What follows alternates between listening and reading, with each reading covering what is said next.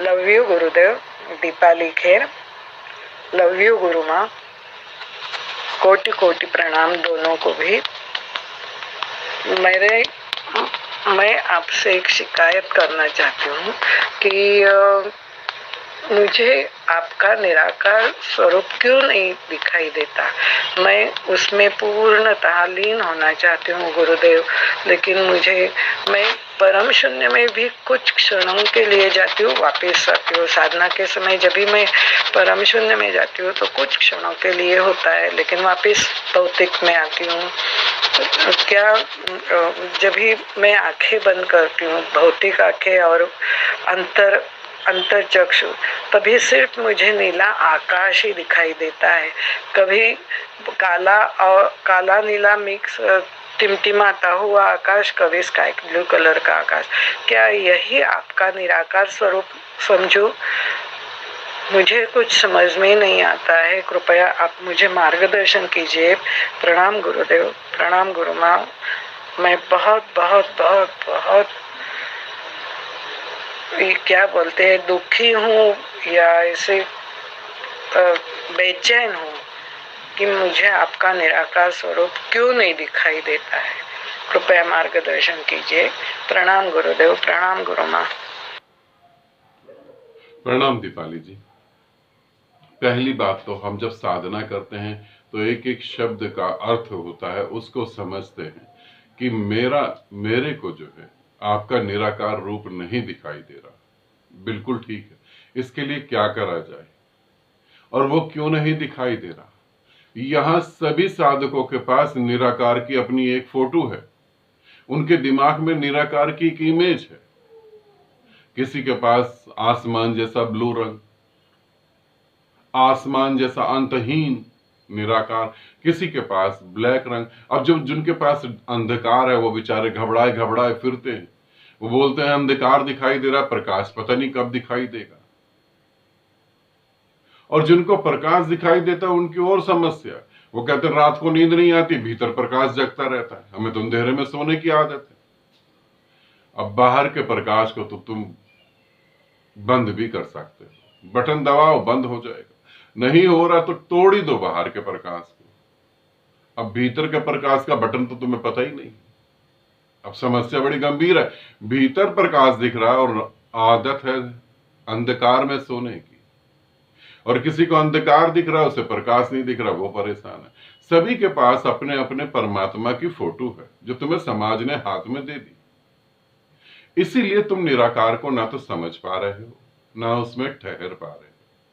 इसको समझो। मेरा निराकार रूप नीले आकाश जैसा है, मेरा निराकार रूप बिल्कुल अंधकार जैसा है, मेरा निराकार रूप बिल्कुल धुएं जैसा है, मेरा निराकार रूप बिल्कुल ओस, जब वो ओस पड़ती है, धुंध पड़ती है ना, धुंध, जब धुंध फोग जिसे बोलते हैं, जैसे वो लहराती है, ऐसा मेरा निराकार रूप है। मेरा निराकार रूप तुम्हें ऐसे चलता हुआ दिखाई देगा जैसे उस अंधकार में कोई चल रहा है, अंधेरा चल रहा है, प्रकाश चल रहा है। तुम्हें अपने और अपने मोबाइल के बीच में कुछ दिखाई देगा, वो मेरा निराकार रूप है। उस तक तुम्हें पहुंचना है, उसमें तुम्हें डूबना है और उससे एक और कदम आगे भी जाना है, वो अंत नहीं है। कैसे तुम मंजिल तक पहुंचोगे यहां समझो।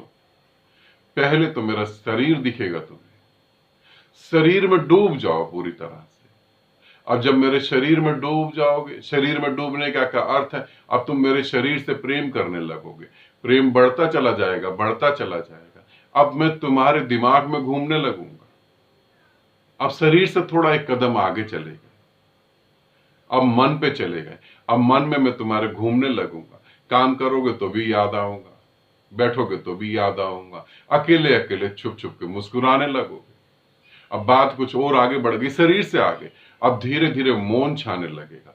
अब मेरे निराकार रूप में आओगे, और जब मेरे निराकार रूप में पूरी तरह विलीन हो जाओगे, तब एक कदम और आगे, और वहां पर मुक्ति है, वहां पर मोक्ष है, वहां पर बुद्धत्व है, वहीं पर एनलाइटमेंट है। एक कदम और आगे, तो दीपाली इस तरीके से चलो, मेरा निराकार सब जगह फैला है, मगर निराकार की कोई परिभाषा नहीं है।